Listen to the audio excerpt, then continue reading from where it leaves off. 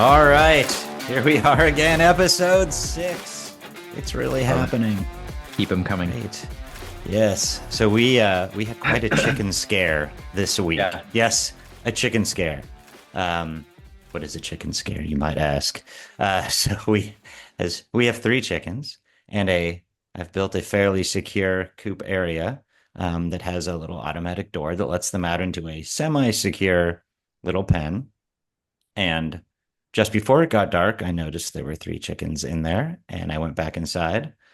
And after it got dark, I went outside, and suddenly there were 2. And we looked all around. No sign of a struggle. There had been no noise. There were no feathers, nothing. We walked around the yard, nothing. And so it was one of those situations where no explanation really makes sense. The odds of a predator coming in the small window when we weren't outside, having no noise and leaving no sign seemed unlikely, but equally seemed unlikely that the chicken would be sitting in the yard making a noise and we wouldn't see it. Your Um, chicken could have conjured a portal. it's highly that's actually what we're leaning towards because we went to bed assuming the chicken's gone. We don't know how exactly.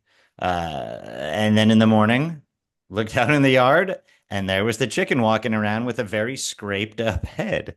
But other than that, quite well. And so, the one of the lessons there was, in the face of unlikely explanations, it's probably the simplest. And which was why, for a predator to sneak in quietly and remove 1 chicken with no noise and no sign was just less likely than the chicken somehow hiding in the yard. And so I was both happy to get the chicken back, but also to, again, once see the principle of the simplest explanation most likely being correct. I love it. Just so you're Saved telling me the it didn't day. go on like a Bill and Ted's journey where it went through some crazy portal in a telephone booth and went on a crazy adventure and then came back and happened to have some scratches. It's possible. It's possible. We do not know. We may never know. It's a good mystery. That's what It's a it is. magic Yeah, mystery. it is. It is. So what's hot on your plate? What's hot on my plate? Had a really good week, a lot of good team bonding. I know that's been a theme that we've talked about on Hmm. a couple of our episodes. Really impactful. The retros, remember like maybe episode 3, we were talking about like this transition from kind of theatrical retros to more realistic ones that were healing and focused on action items and just better. We kind of have kept that going. A lot of really kind of awesome collaboration that comes out of that vulnerability. So yeah, I mean, this week we've crushed it. It's hilarious. They're one of the customers on one of my engagements is like super opinionated and extremely like glass half empty vibe. Like can never be happy. Even like they strike gold. They find like the lost ark signal that they've never been able to acquire before, and like they still find a way to like highlight something that's just like poorly aligned or not completely finished. And I think the team has just converted that into comedy. And I think that's actually become fabric that makes everybody kind of laugh together because like we're crushing it. Like, the thing we're building and against any competition that exists is just like more realistic. It's not just like vaporware and we're like super confident in it. So like when we have this kind of engagement and experience this back and forth, it's less like upsetting or stressful and like hilarious. And that's like another interesting step in kind of the right team building direction. That's great. It sounds like an opportunity for something I've been thinking about this week around Yeah. commander's intent, which in this Okay. context of the commander in this case would be the client or the person who is giving your team this mission. And it Hmm. sounds like based on that friction, this could be a gap. This comes from there's a book I love called The Art of Action by Stephen Bungay, and Okay. I'll read a little piece of it that I think will help it make sense when he talks about strategy and how intent works in there. He says strategy is essentially an intent rather than a plan because the knowledge gap means that we cannot plan an outcome, but only express the will to achieve it. And the effects gap means that we cannot know for certain what the effects of our actions will be. and that we will probably have to modify our actions to achieve the outcome we want. We can only do that if we are clear about what outcomes we desire. So Mm. it's, it was a lot of it was based off of studies of the Prussian army in the 1800s, but at the end of the day, it's pretty similar to the Agile Manifesto when you think about it. Of the without a clear where are we going, what is the outcome we want, you're not going to get anywhere. But equally, if you pretend like you can predict how everything will go and your plan is so specific and rigid that it falls apart when inevitably things don't go that way, that won't work either. So it's this notion of you have to have a stake in the ground of what is the outcome you want, but then leave massive flexibility around how you're going to get there. How does that Yeah. strike you for working with I your mean, product owners? it's tremendous. And just also as like a farmer service member, I always used to say like, no one's more agile than like the warrior in the trenches. And it couldn't be more true, right? Because like there was some interesting period, 2018 to 2020 where service members, different, military branches were trying to adopt agile. A lot of it was applied to software development, but it's really kind of just the way that I think we fight wars at like the operational layer and below. I'd say even the tactical layer and below. So there's like three levels of abstraction: strategy, operations, and tactics, or strategic, operational, and tactical. And obviously, the closer you get to tactical and effect delivering, they literally call it that. Like the less confident you're going to be in the environment that you're trying to impose an effect on. And there's this beautiful, I mean, it's not beautiful, it's sad, but it's hard to maintain disconnect between strategy and tactical, because the operational layer kind of sits in the middle of all of that. So like one of the biggest elements of command and control is like, how do you empower people to make decisions they need to make with the right equipment and the right, assets and things surrounding them to be successful, while also kind of trying to be accurately strategic. And it's always so hard, right? And like people point to like data and technology and all these different things. Well, those things are available. They're hard to solve in environments where you don't have an adversary that's trying to take them away from you. But in the military, unlike a lot of other commercial companies, yeah, there's like, ransomware, and there's always vulnerabilities out there, but it's not the same when you have like an entire nation state trying to prevent you from using a network or something. It's just like a different level of denial. So it's like it's so important to be agile and to also have the commander's intent, which is like a form of context that's associated with a loose outcome where you can at least make decisions a little bit better, regardless of how chaotic your environment becomes. Yeah, what would you say? What are some things? Because to your point, I think the military does do a better job of the commander again saying like, take that hill. This is the hill that we want. Might leave it up to the teams to figure out how to do that. But I have seen that's where a lot of businesses struggle, of where the business leaders aren't able to connect that as closely, or describe that. What have you found, or what would you recommend to people who that you've seen allows that to work better in the military?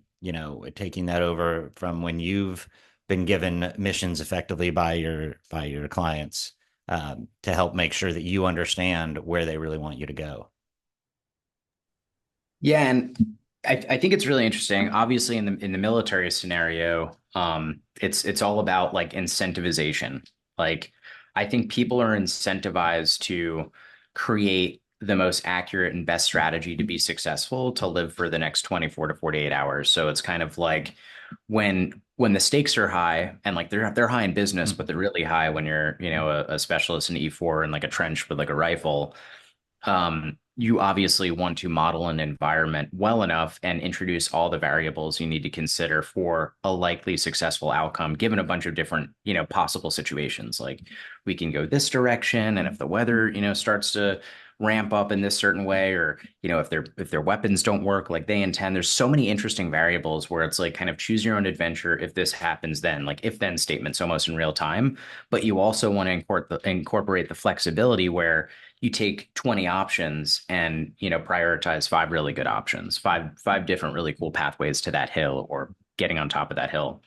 And I think for business, when people always say business is war, depending, everyone has like a different level of intimacy with the outcome, right? Like it's very straightforward and easy to share the same level of intimacy when it's like it's either us or them type mentality. And I think that's what leaders try to do. And it comes across as like, too like money hungry or greedy or visceral or whatever. But it's a really easy kind of like placeholder metric or a placeholder thing to like start to create that same incentivization, that same demand, where revenue is just like very easy to communicate, very easy to understand, very easy to understand like competition that both want to take that hill. That hill might be an opportunity towards like increased revenue or something. But it's a different game. Like people are just going to care less. They might be more interested in the craft or the puzzle that they're provided, the puzzle piece they're providing to the larger puzzle. It's natural. It's human nature. So good leaders need to find more creative ways to create that incentivization and create that authentic demand and bias for action. Yeah, that makes sense because I think people rightly push back on this notion of business as war because they're like, I don't want to hurt people, I don't want to kill people. Like it's not, it's not war. From a actual physical danger perspective and suffering. But as you were saying, there are some aspects of that that could be beneficial of the notion of this matters. It's Yeah. too easy when you're not in, risk of bodily harm, when you are given an unclear command effectively or directive. And if it doesn't really make sense or you don't really understand it, it's too easy if you're not in this business as war mindset to be like, I don't really care. I'll do something or I'll do my best. I'll try because the stakes are frankly in your mind, so low. And so I think that's the challenge is how do you take the pieces of the war setting of I actually need to understand what I'm supposed to do and what is needed without without including the violence. So it's taking what does translate to business well, because that's what I've seen Yeah. fairly often. Of again, it's too easy for people to not push back on the again I'll just say commander in a non-military setting, because it just doesn't matter to them so much. They're like, it's a big company, things will roll, maybe we'll lose a lot of money, it won't come down on me. Versus if you don't understand the military commander, you could die or lots of people could die. And so Yeah. it's how to raise the stakes without without obviously physical threats. Yeah, and that's always going to be a challenge with teamwork. I think there's Mm-hmm. in like a beautifully simple way. That's why like warfare is pretty straightforward and cool when it comes to motivating people and incentivizing Mm-hmm. team and collaboration. What's equally exciting is like taking a non wartime scenario and trying to incentivize and excite people using like different levers, right? And it's like it could be a combination of things from what I've experienced, or at least how I execute. A lot of times when I'm at like the company level, like you've definitely seen me and worked with me at the growth level, it's kind of like I want to be able to acquire this work and be able to have an opportunity to work with this partner because I don't think our competition can, maximize this like public investment like we can. Like I think we can Mm-hmm. deliver more. We're going to care more. We have a higher attention to detail. All the leadership, everybody to my left and right are going to hold me accountable for execution. You get this belief in self and team, and it's like no one can execute like us, and that creates this teamwork of like, don't let them screw this up. We need to win this thing, or our product needs to perform better so the market benefits or whoever's benefiting from it benefits. And then, similar to warfare, in health service, there's a bunch of other scenarios where the outcomes are just as dire. And those are equal motivators, right? If that becomes the desired outcome, it's like prevent life loss or extend, the joy or kind of comfort of somebody if you're in like hospice care or whatnot. And so like you could find really interesting, inspiring metrics that tie back to like, human morality and like just feeling good about the things you're doing, but also people's tradecraft and their ability to contribute and see that contribution convert into like measurable value that changes an environment or a person's life. So it's really down to that emotional kind of thread that's similar, not charging a hill, but finding it in business. Yeah, I think that's it. I think you hit upon it of the notion of how does what I do fit in to what the level above me does, to what the level above them does, such that you are part of this larger thing and you understand if I don't do this, these are the impacts again to the business. Where again, like in the military, if one piece doesn't do its job, it becomes insanely apparent, that something Yeah. wasn't done. And so that incentivizes people to do their part. But yeah, in a business, it's so easy for one department or person's failure to execute to just become part of the noise and not be clear what's going on. And that's, I think frankly on the leaders at each level to ensure they understand what outcomes are desired of their group and then to make sure that's exceptionally clear to their people. And I mean, there's that's how you get the buy-in. 1,000,000%. You get the buy-in and you achieve your outcomes, most importantly. And I think there's a Mm-hmm. one-to-one comparison. Like you could literally diagram this out and take a company's kind of structure, right? Even if it's flat. Because like to be honest, war fighting's very flat. Like attrition's Mm-hmm. high, people get promoted on the field. Like it's insane. Like all out major theater warfare is very flat. And essentially, there's these big desired outcomes and objectives, like you just described, like take the hill or secure the bridge or whatever. Same thing for the companies, and in the same way that the military kind of slices and dices the different assets that they have to deliver those effects to make that outcome or objective more likely, is equivalent to the way that like high functioning good companies do as well. So like the military, you have artillery, you have infantry, you have armor, you have a bunch of people that are all wearing the same uniform with different equipment and different abilities to change their environment or introduce effects to an environment that they're trying to change.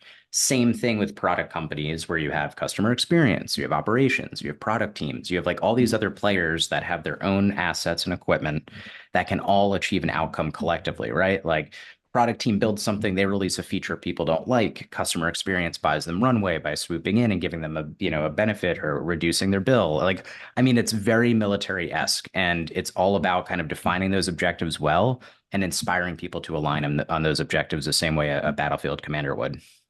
Yeah, that's great. So, as we get ready to wrap up, I think what we want to start doing is making sure we leave our listeners with something to ask themselves and something to take away and do. And so, along this theme, one thing I wanted to ask people is again, how well do you know your commander's intent? Again, whether that is a military commander or your manager or your VP or the CEO at a company, do you truly know what outcomes they are expecting from you? And if not, what are you going to do about it? That's on you to raise the issue if you're not sure what outcomes they want. Because again, you might be able to get away with doing the wrong thing, or you may think you're doing the right thing, and the company can get away with doing the wrong thing and uncoordinated for a while, but eventually that's not going to work. And then if you do, the next question is, do you believe that they are aware of the obstacles in your way? They have given you this outcome they want. And do you think they understand what they've asked of you and how hard that's going to be and whether or not it's actually feasible? And I got a what? third when you're done. I got a third. Okay, you'll have a fourth because I got a third. Oh, do you really? And Oh, I'll have a fourth yeah, then. You yeah, might you might bring it up then. See, this is I unscripted. may It's organic. I love it. exactly because the third is, let's say they did know the challenges from your perspective. Would they change the mission or not? And if the Mm. answer is yes, then obviously if it's a scenario where you can explain this to them and give them this new data and they'll change the mission, then that's the best way to go. But let's be realistic, that will be rare. You will be handed a mission and via time or because of the forum or whatever, you're probably not going to be able to really have a whole lot of conversation around trying to convince them why what they've just told you to do is wrong. And often that's just not a great approach. And so if the answer is no, they wouldn't change it if they knew, then, buckle up, get going, enjoy the ride, figure it out. If the answer is yes, then really, again, given that a head on pushback is probably not going to have great results, how can you start making progress? How can you say, yes, I got it? Start moving in that direction in a way that will illuminate these obstacles such that they will see them for themselves and then based on that new data can start making adjustments. So it's not, how can you, that you going and pushing back before you start is just going to look like obstinacy, and being in the way. But equally, you don't want to fail. And if you feel strongly, you're aware of something that they're not, that would cause it to fail, and that make an adjustment in the plan is necessary. How can you start making progress and make it clear such that they will see it on their own and make that adjustment so that the whole team adjusts and wins? What's number 4? Or number 5 or 6 or 7 or 8. Yeah. Just kidding. No, like, so I think it's still super relevant. And like, just one other thing to consider, I've been really obsessing over like radical self-acceptance and like knowing who you are. So we kind of talked about like, the commander's intent. I'm going to do hand waving stuff. I love hand waving. Commander's intent, objectives, the environment that all of this exists in, and then you being an input to all of that. How do you do you know yourself well enough to be able to affect the outcome or influence the commander in a certain way?